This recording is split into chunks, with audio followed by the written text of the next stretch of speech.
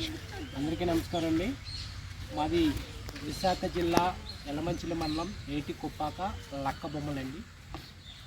మేమేంటంటే పూర్వం మా తాతలు తల్లిళ్ళు చేసేవారండి. ఇప్పుడు ఏంటంటే ఇప్పుడు జనరేషన్కి అనుకూలంగా కబోర్డ్లోకి అలాగే షోకేస్లోకి అదేవిధంగా ఎవరికైనా రిటర్న్ గిఫ్ట్స్ ఇవ్వడానికి అలాగే అదేవిధంగా ఇయర్ రింగ్స్ అదేవిధంగా నెక్లెసెస్ అంటే ఇప్పుడు ట్రెండ్కి అనుకూలంగా మనం బొమ్మలు తయారు చేస్తున్నామండి. తర్వాత వీళ్ళతో మాట్లాడండి. ఇది అంకుడి కర్ర అండి. దీనికి మన కలర్స్ మనకి ఎల్లో కావాలనుకోండి, ఇది లక్ అండి. మనకి ఎల్లో కావాలంటే పసుపు గొమ్ములు దీంట్లో ఉడకబెట్టి ఇందులో మిక్సింగ్ చేస్తే ఎల్లో కలర్ వస్తుందండి. అదేవిధంగా మనకి కరక్కాయ నుండి ఈ కరక్కాయ పౌడర్ చేసుకుంటే మనకు బ్రౌన్ కలర్ వస్తుందండి. అదేవిధంగా మనకి జాఫ్రా సీడ్స్ అని మన స్వీట్ జాంగీర్లు అవి వేస్తారండి. దీని ద్వారా orange colour, red colour, maroon colour కూడా వస్తుందండి. ఇవి ఎక్కడ దొరుకుతాయి సార్? వేస్తారు కదండి. దీని ద్వారా లైట్ ఇండిగో అని, దాని ద్వారా లైట్ గ్రీన్, డార్క్ గ్రీన్ కూడా వస్తుందండి. ఆ కర్రలు అనేది ఎక్కడ దొరుకుతాయి సార్? ఆ కర్రలు అన్ని చోట్ల దొరుకుతాయి? కృష్ణా జిల్లాలో దొరుకుతాయా? ఈ కర్ర మనకి ఎక్కువ ఏంటంటే ఏజెన్సీ ప్రాంతంలో దొరుకుతుందండి. చింతపల్లి, పాడేరు, అదేవిధంగా కృష్ణదేవరాజపేట అని నర్సీపట్నం దగ్గర ఉంది సార్, అక్కడ దొరుకుతుందండి మనకి వుడ్. ఇవన్నీ న్యాచురల్ కలర్స్ అండి. పిల్లల నోట్లో పెట్టుకున్నా ఏమవ్వదు సార్. ఏటికొప్పాక అనేది ఆంధ్రప్రదేశ్లోని విశాఖపట్నం జిల్లాలో వరాహ నది ఒడ్డున ఉంది.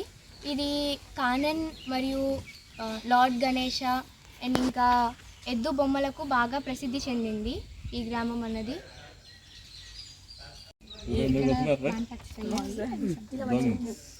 ఈ బొమ్మల్ని నేచురల్ కలర్స్తో తయారు చేస్తారు. కరక్కాయ, టర్మరిక్ ఇంకా వీటన్నిటితో నేచురల్గా తయారు చేస్తారు. ఇవి తిన్నా కానీ ఏమవ్వవు. పిల్లలకి నోట్లో పెట్టుకున్నా కానీ ఏం డేంజరస్, హార్మ్ఫుల్గా ఉండదు.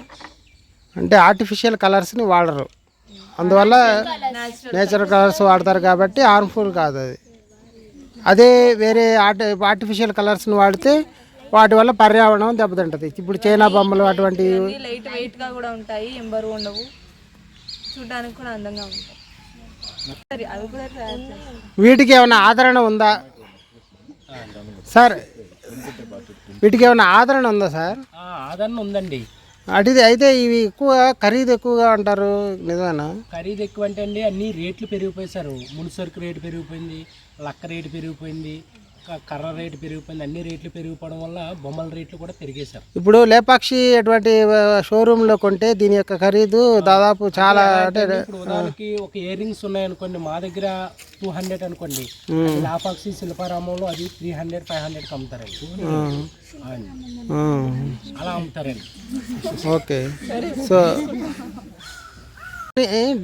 అభివృద్ధి చేయాలంటే ఏ విధమైన సహకారాన్ని కోరుకుంటున్నారు మీరు? మేమండి మాకేంటంటే కర్ర ఉంది కదండి, కర్ర పర్మిషన్ ఇవ్వలేదండి ఫారెస్ట్ డిపార్ట్మెంట్. గవర్నమెంట్ ఏంటంటే మాకు కర్ర సబ్సిడీ రూపంలో మాకు కర్ర ఇస్తే మా కళాకారులందరూ ఉపాధి పొందుతామండి. నెక్స్ట్ జనరేషన్ ఏమైనా నేర్పుతారా? నెక్స్ట్ జనరేషన్ నేర్పలేము సార్. ఈ జనరేషన్ నేర్పడానికి ఈ జనరేషన్ ఇంకా సార్ జనరేషన్ అయితే నేర్పుతారు సార్. మా పిల్లలకి మేము నేర్పించుకోలేము సార్. ఇంకా ఇప్పుడు వీళ్ళకి రేపటి నుంచి ఒక 20 మందికి 40 మందికి ట్రైనింగ్ ఇవ్వాలి కదా, ఇవ్వగలరా మీరు? ఐడెంటిఫై చేస్తారు వీళ్ళు ఎవరైనా పనికొచ్చేవాళ్ళు? వీళ్ళండి తీద్దామండి. ఒక 20 మంది మీరు చేసేటప్పుడు ఐడెంటిఫై చేయాలి కదా, ఎవరికి ఇష్టం ఉంది, ఎవరు వాళ్ళు వీళ్ళకి ఇష్టం ఉందండి. వీళ్ళిద్దరు గురుములు వేస్తున్నారు కదా, వీళ్ళిద్దరు వేరే క్లాసులు. ఆర్థిక పరిస్థితులు ఎట్లా ఉన్నాయి? మీరు ఇది వర్క్ మీద పర్లేదు సార్. ఓకే. కరిగిపోతుంది అది, చెక్క పైన కరుగుతుంది. అవును. ఇప్పుడు మామూలుగా ఇవి పసుపుతా ఉంటాయి చూడండి, తాలిబొట్లు, అవి లోపల పెట్టి తీయనా? అవి వేరా? ఇయేనా?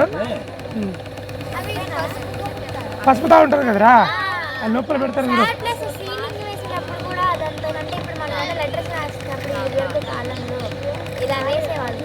అదే అది లక్క. ఇది ఎక్కడ ఉంటాయండి చేపలు? మనకి కలకత్తా నుండి వస్తుంది సార్. కలకత్తా నుండి వస్తుంది. పీస్ లెక్కన అవి? కొనుక్కుంటామండి. కేజీ కేజీ ఎంత పడుతుంది? కేజీ 1400 కలకత్తా కలకత్తా వీడియో తీసుకురా.